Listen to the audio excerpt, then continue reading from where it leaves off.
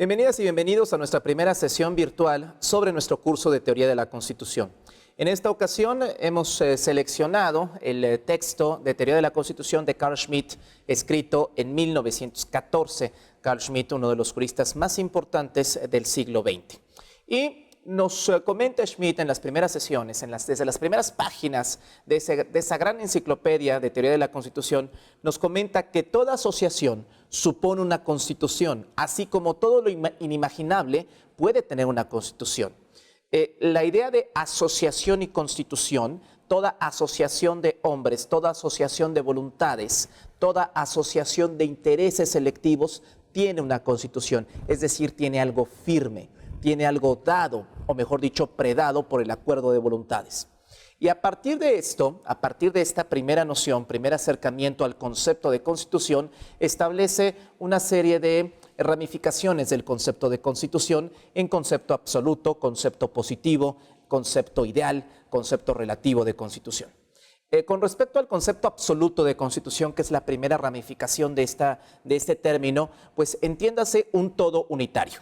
¿A qué nos referimos cuando hablamos de constitución? En su sentido absoluto, por constitución debe entenderse la unidad política de un pueblo, la situación total de unidad y de ordenación política. Cuando hablamos de concepto absoluto, la primera ramificación de este concepto, entiéndase la unidad política, es decir, a partir de la pluralidad, a partir de la discrepancia, a partir de la diferencia, el elemento político de consenso, el rasgo de consenso. La concreta situación de conjunto de la unidad política, continúa Schmitt, y ordenación social de un cierto Estado. El Estado no tiene una constitución, sino el Estado es una constitución. Esto, aquí hacemos una pausa, esto es central. No es que el Estado tenga una constitución, que estamos muy habituados a decirlo en la jerga. Es el Estado mismo es una constitución. El Estado está constituido. Si el Estado, Aristóteles lo definía como una asociación política, esta asociación está constituida. Y entonces, entre Estado y Constitución existe una suerte de simbiosis, una suerte de encuentro absoluto. El Estado no tiene una constitución, sino que el Estado es una constitución. Es decir, una situación presente del ser, un estatus de unidad y de ordenación. El Estado cesaría de existir si cesara esta constitución. Su constitución es su alma, su vida concreta y su existencia individual. Continúa Schmitt, el modo concreto de supra y subordinación, sobre el modo concreto de supra y subordinación se entiende una forma especial de dominio. Constitución es forma de gobierno. El Estado es una monarquía, es una aristocracia, es una democracia, es una república de carácter federal. La Constitución es aquí la forma de las formas, la forma formarum. Es decir, la forma que engendra formas. Cuando decimos que el Estado es una constitución, equivale a decir que el Estado es una república democrática, representativa y federal.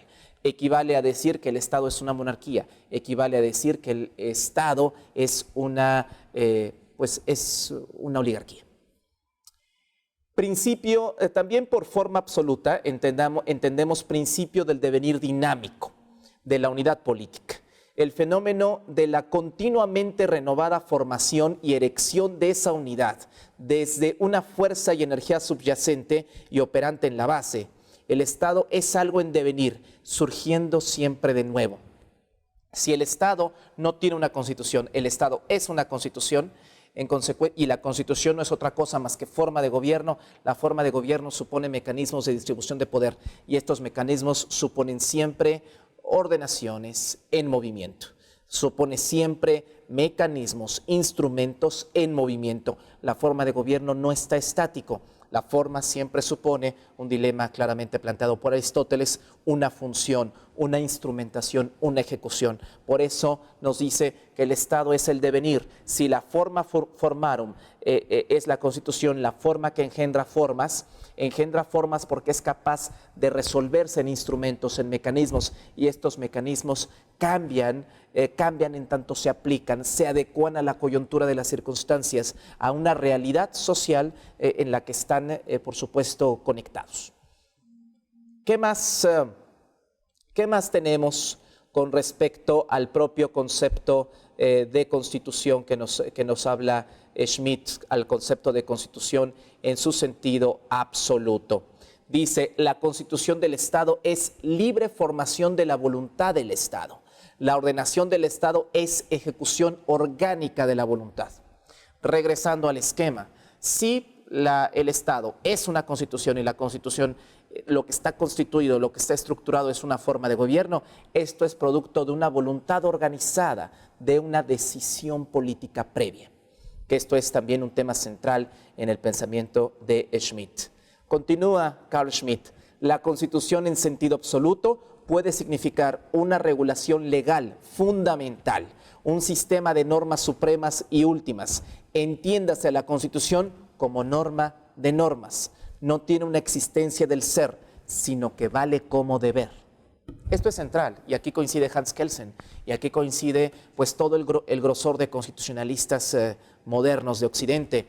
La Constitución no pertenece al ser, es decir, no pertenece a la realidad. La Constitución es producto de una realidad que es un acuerdo de voluntades y que es un conjunto de decisiones políticas sujetas a procedimentación orgánica. La Constitución pertenece a lo que debe ser. Traducción, cambiando la Constitución no cambias la realidad. Ni siquiera cambiando las leyes cambias la realidad. La Constitución no pertenece a las cosas que son, sino a las cosas que deben ser. Por eso el Estado tiene que ver siempre con un devenir, tiene que ver siempre con un sentido ontológico, tiene que ver siempre con este componente ético-político. La pregunta central, ¿es soberana la Constitución? La respuesta es no. Es la idea de enlazar Constitución y soberanía, es una respuesta típica de los liberales del Estado burgués de derecho. Supone que no es el príncipe ni el pueblo, sino es la Constitución la soberana, para las cuales tanto la monarquía como la democracia deben limitarse en interés de la libertad burguesa y de la propiedad privada. Tenemos muy acostumbrado la idea de hablar de la Constitución como un elemento soberano. Esto no tiene fundamento teórico, y si no tiene fundamento teórico, no tiene fundamento real. La soberanía es un poder máximo que no tiene ningún otro poder por encima del mismo. Si decimos que la Constitución, que no son leyes como tal, sino un conjunto de decisiones políticas, son soberanas, entonces esta Constitución se estaría tatuando en piedra, esta Constitución se estaría petrificándose. Hasta la Constitución norteamericana ha tenido enmiendas, ha tenido una corrección en el rumbo de sus decisiones políticas. Bueno, no hablar del reformismo fulgurante de la Constitución mexicana en el caso, que es el caso extremo. Pero la Constitución no podría ser soberana porque no podría ser modificada. Y la Constitución debe ser modificada con un procedimiento especial, porque no se puede modificar del mismo modo una ley normal, orgánica, que la propia Constitución, que es la forma formarum, que es la forma que engendra formas. Pero a final de cuentas es modificable. ¿Por qué? Porque las decisiones políticas cambian, y las decisiones políticas cambian en virtud de que los problemas y las coyunturas cambian de acuerdo al avance y al desarrollo de las formas productivas. ¿Es soberana nuestra Constitución? No. La idea, enlazar soberanía con Constitución, fue una ecuación del republicanismo para demostrar que no es el soberano, no es la persona del soberano, sino que es un elemento abstracto orgánico que se encuentra por encima del mismo. Pero esto no tiene fundamento en las teorías contractualistas, ni mucho menos en las teorías del derecho natural, no tiene fundamento teórico. Es una respuesta simple para tratar de allanar un problema complejo. La Constitución es válida cuando emana de un poder, fuerza o autoridad constituyente y se establece por su voluntad. La palabra voluntad, en contraste con simples normas, significa una magnitud del ser, como un origen del deber ser. Una norma nunca es establecida por sí misma, sino que se reconoce como justa porque es derivable de preceptos, nos dice Schmitt, cuya esencia es también justicia y no solo positividad. Es decir, verdadera realidad ordenadora. Una norma es norma no solamente porque viene etiquetada, sancionada por un poder constituyente, por una voluntad legítima, sino también porque pertenece esa norma al ámbito de lo justo, al ámbito de la justicia, que es un dilema central de cursos de filosofía del derecho. La Constitución, bueno, ya sabemos que la Constitución no es soberana. Ahora, la pregunta es, ¿la Constitución es ordenación jurídica. La Constitución puede pasar por ser simple ordenación jurídica desde esta perspectiva absoluta del concepto de Constitución. Nos dice Schmitt, el concepto aplica para las leyes constitucionales, no para la Constitución. Y a partir de aquí tenemos que distinguir entre Constitución y leyes constitucionales. La Constitución como un conjunto de decisiones políticas, las leyes constitucionales como el resultado procesal de esas decisiones. Claro, aquí tenemos una falla intrínseca en nuestro derecho constitucional, porque leyes constitucionales están insertas en el texto constitucional y tenemos un derecho constitucional demasiado amplificado, demasiado obeso y gordo. Tan solo revisar el artículo 41, pues hay pauteados de publicidad, tiempos de radio y televisión. O sea, hay una serie de cosas que pertenecen a las leyes constitucionales. Sin embargo, en el mismo 41 está inserta la decisión política, que eso sí es materia estrictamente constitucional. ¿Y cuál es esa decisión política? Los partidos políticos son entidades de interés público, por ejemplo. Bueno, ¿qué más tenemos? La Constitución es válida cuando emana de un poder, fuerza o autoridad constituyente y se establece por su voluntad. La palabra voluntad, en contraste con simples normas, significa una magnitud del ser como un origen del deber ser. Una norma nunca es establecida por sí misma, sino que se reconoce como justa porque es derivable de preceptos cuya esencia es también justicia y no solo positividad, que estamos retomando la idea anterior. Frente a la pregunta que dejamos pues a mitad de respuesta, ¿la Constitución es una ordenación jurídica? Responde Schmitt, no. Eso aplica para las leyes constitucionales, no para la Constitución. El concepto aplica para las leyes constitucionales, no para la Constitución. La ordenación jurídica contiene dos elementos completamente distintos, el elemento normativo del derecho y el elemento real de ordenación concreta. Las ideas y palabras que hablan de Constitución como ley fundamental son casi siempre oscuras e imprecisas. No podemos hablar tampoco de ley fundamental. Nos dice, para hablar de la Constitución, podemos hablar de norma formarum, podemos hablar de muchas expresiones, de Constitución en sí misma, pero no podemos hablar de ley fundamental porque entonces eso nos mete, nos dice Schmitt, a confusiones muy perniciosas. Más adelante veremos claramente por qué. Y aquí coloca un ejemplo. Schmitt escribe este texto en 1914 pensando en la Constitución de Weimar. Y entonces dice, la unidad del Reich alemán no descansaba en los 181 artículos de la Constitución de Weimar, sino en la existencia política del pueblo alemán. Es una cosa existencial, aquello que funda la unidad política y jurídica, más allá de las leyes constitucionales concretas. La Constitución de Weimar vale porque el pueblo alemán se la ha dado. Y lo que podemos aplicar de Weimar, podemos aplicar para la Constitución norteamericana. La Constitución norteamericana vale porque el pueblo norteamericano se la ha dado. Y la Constitución mexicana vale porque el pueblo mexicano se la ha dado a sí mismo. Y proviene de esta zona existencial, que es el pueblo, la voluntad del pueblo a través de los representantes en un órgano constituyente.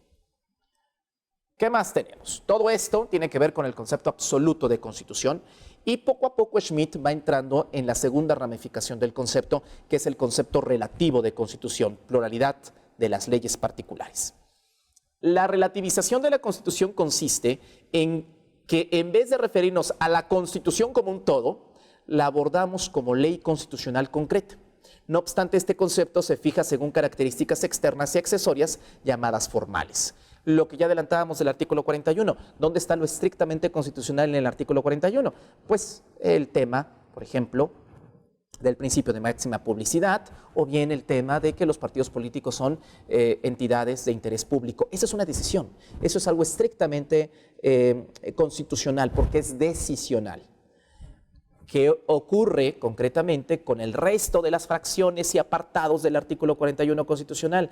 Tiempos en radio y televisión, pauteados en medios de comunicación para la difusión de estos tiempos, o bien hablemos de los tiempos de proselitismo, campaña, intercampaña, precampaña. O sea, todo eso son leyes constitucionales. Todo eso es origen, resultado directo de la decisión política tomada por el poder constituyente.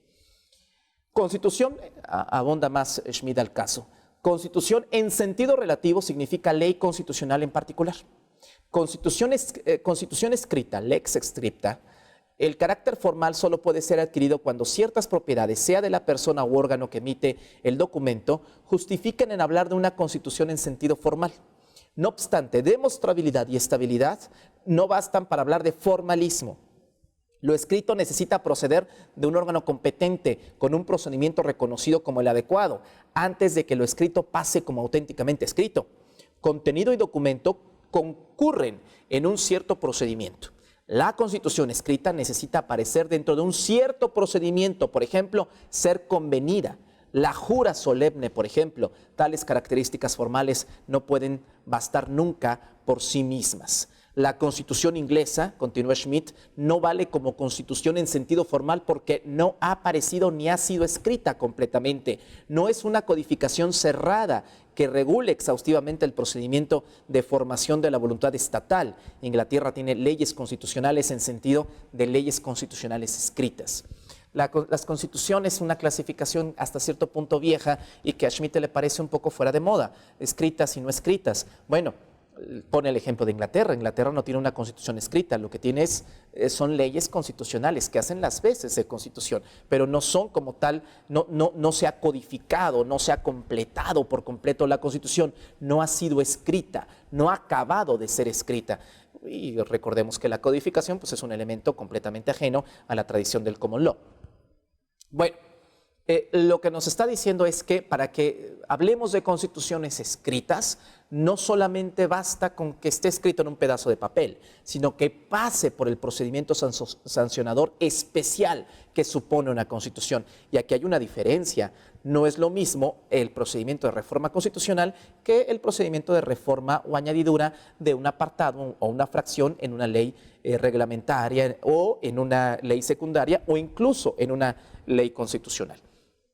A partir de la distinción en el procedimiento de reforma, vamos a distinguir lo que es auténticamente constitucional, que pertenece a las decisiones políticas tomadas por una nación, frente a aquello que es pues, procesal constitucional, aquellos procedimientos en leyes constitucionales que provienen de estas decisiones. Y también habla de la jura solemne, que es un mecanismo sí de solemnidad, un rito hasta cierto punto, pero que también sirve como un mecanismo de distinción, porque no se jura cuando se reforma el Código Penal unitario. Sin embargo, la Constitución allá en el 17, cuando finalmente terminó signada, firmada y juramentada, sí se tuvo que juramentar. ¿Por qué? Como un mecanismo no solamente de distinción ritual, sino como un mecanismo de distinción procesal que diferencia de manera eficiente el procedimiento ordinario del procedimiento de reforma constitucional. ¿Qué más tenemos con Schmitt? La reforma dificultada, que eso prácticamente ya estamos entrando en materia. Una característica formal de la ley constitucional supone que al proteger la durabilidad y estabilidad de las leyes constitucionales se aumente su fuerza legal. Estamos de acuerdo que para la reforma constitucional se necesita la aprobación en sus 2/3 partes de la Cámara de Diputados, de la Cámara de Senadores, la aprobación sin veto en lo particular o en lo general del Ejecutivo Federal, más la ratificación de 16 congresos de los estados. Este es un procedimiento que no sigue una transformación en el reglamento interno de la Cámara de Diputados, por ejemplo, que es una norma de carácter estrictamente reglamentaria, o no es un procedimiento que sigue cualquier otra ley de carácter secundaria. Bueno, cuando los procedimientos de reforma constitucional y de las leyes constitucionales coinciden en sus términos, hablamos de constituciones flexibles, y en esos casos no existe diferenciación entre leyes ordinarias y leyes constitucionales. ¿Cuándo hablamos de constituciones flexibles y cuándo hablamos de constituciones rígidas? Lo rígido y flexible no está en el hecho de que no pueda reformarse, no pueda enmendarse, está en el hecho de dificultar el procedimiento de enmienda o de reforma. Cuando se reforma una ley constitucional o la Constitución misma de la misma manera en que se reforma un reglamento, entonces hablamos de una Constitución súper flexible, hiper flexible, pero cuando un reglamento pasa por un procedimiento de reforma y de aprobación y sanción mucho más simple que la reforma de una constitución o la reforma de una ley de carácter constitucional, entonces a medida que más se dificulta, quizá la Constitución norteamericana sea el ejemplo de rigidez auténtica en materia constitucional. Cuando se dificulta, y cada vez que se dificulta más el proceso de reforma de una ley constitucional o de la Constitución en sí misma, hablamos de rigidez en esa Constitución. En la medida en que se flexibiliza o que se asimila al resto de los ordenamientos y leyes, entonces hablamos de una Constitución flexible. ¿Qué es una Constitución rígida?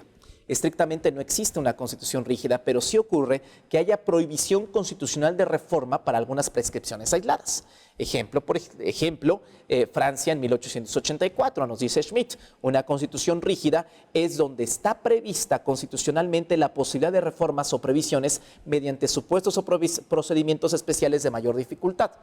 Por ejemplo, esto no puede reformarse hasta si se establece, por ejemplo, la reelección consecutiva para legisladores y se le coloca una causal de que no puede reformarse hasta determinado año, dándole un periodo de 3 o 6 legislaturas para prueba de esta reforma, y a partir de que hayan transcurrido 3 o 6 legislaturas, pues entonces ya podrá reformarse, ya podrá ver si se abroga o si se mantiene la reelección consecutiva. O sea, estos también son periodos de rigidez. El constituyente prevé, el legislador prevé que determinada cosa necesita, determinada transformación en materia normativa, necesita un periodo de gracia para poder probar su eficacia normativa y, por supuesto, ordenativa. Y a partir de que concluya ese periodo de gracia, ya podrá reformarse. Esto también es un ejemplo de rigidez. Esta es la segunda ramal, concepto absoluto, concepto relativo de constitución. Vayamos con el concepto positivo de constitución, que es el más común. Decisión de conjunto sobre modo y forma de la unidad política. La constitución en sentido positivo surge mediante un acto del poder constituyente, un único momento de decisión, la totalidad de la unidad política considerada en su particular como forma de existencia. El poder constituyente tiene la misión de determinar los términos de la unidad política, de determinar la forma de gobierno y, por supuesto, los procedimientos en que esa forma, las funciones, en que esa forma será procesada. Siempre hay en el acto constituyente un sujeto capaz de obrar, de accionar, que realiza con la voluntad de dar una constitución. Tal constitución es una decisión consciente de la unidad política a través del titular del poder constituyente, adoptada por sí misma y se da a sí misma. Si hacemos historia, recordemos que Venustiano Carranza, una vez que gana la fracción constitucionalista, convoca una reforma de la Constitución de 1857 y esa reforma, ese proyecto de reforma terminó convirtiéndose en las manos de 240 y tantos diputados constituyentes, terminó convirtiéndose en un nuevo proyecto.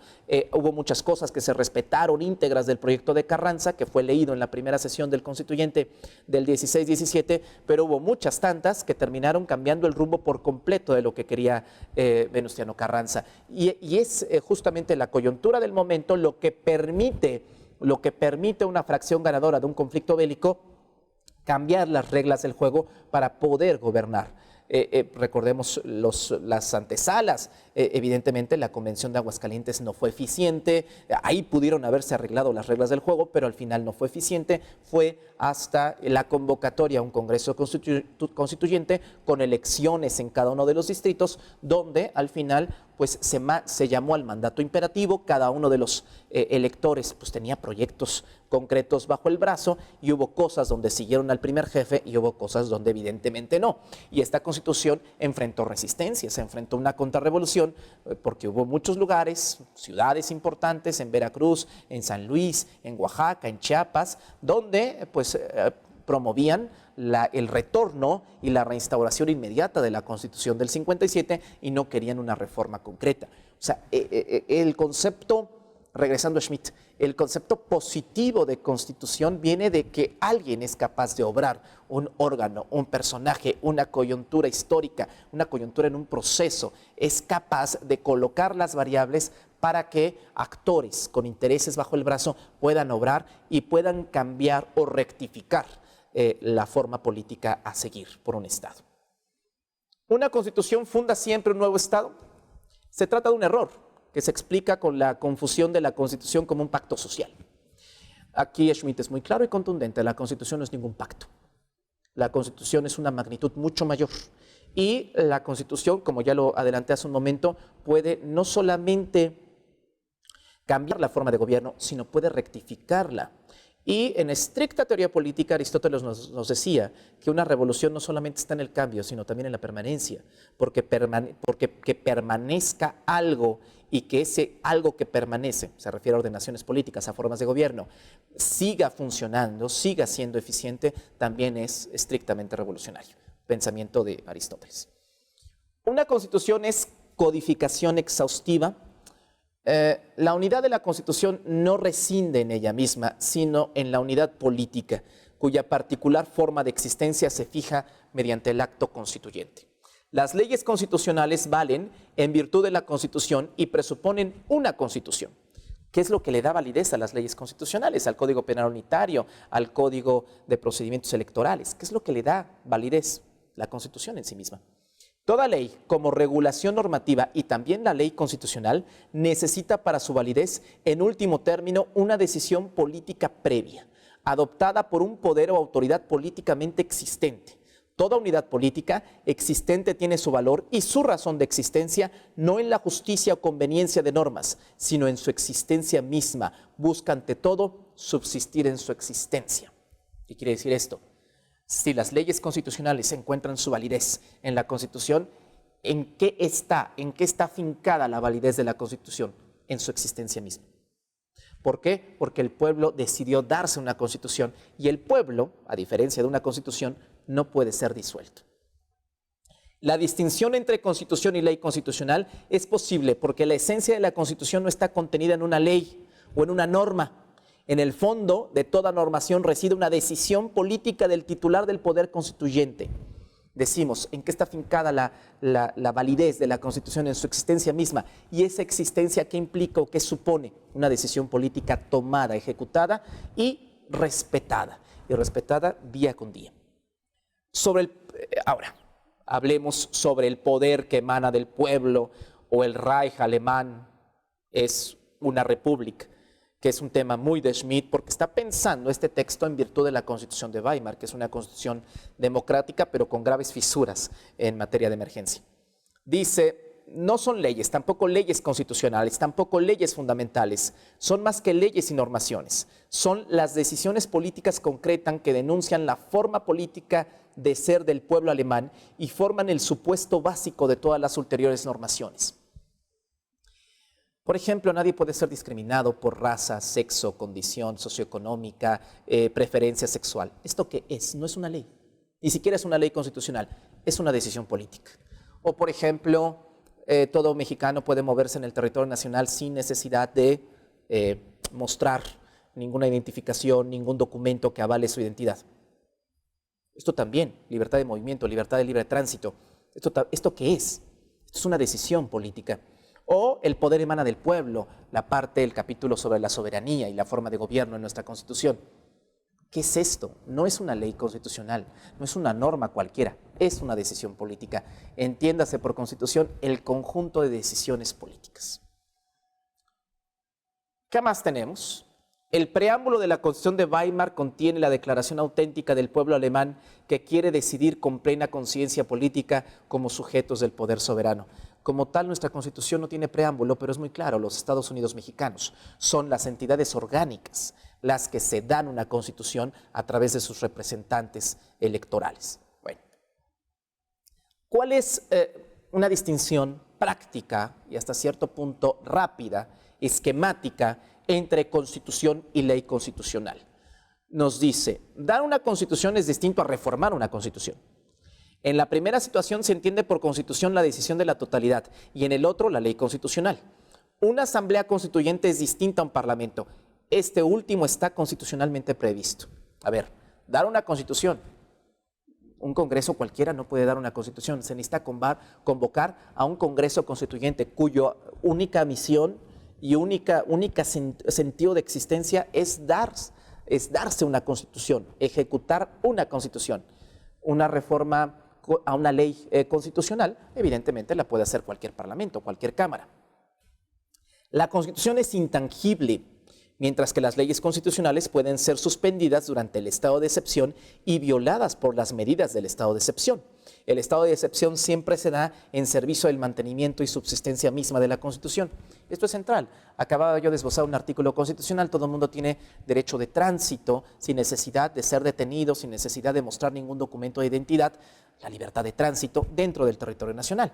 Pero están los retenes militares, están los retenes de la policía militar y de las fuerzas especiales. Es que lo que se viola son las leyes constitucionales. La Constitución, al ser un conjunto de decisiones, son intangibles y por tanto inviolables. Esto es central y esto es muy bueno que Schmitt nos los comente, porque la Constitución, al ser intangible, es inviolable. Lo que se termina transgrediendo son las leyes constitucionales. A mayor grosor del derecho constitucional, mayor tendencia a su quebrantamiento, a su violación. Ese es un problema que tiene el diseño constitucional mexicano. Un conflicto constitucional no afecta a las particulares de la ley constitucional, sino solo a la Constitución como decisión política fundamental.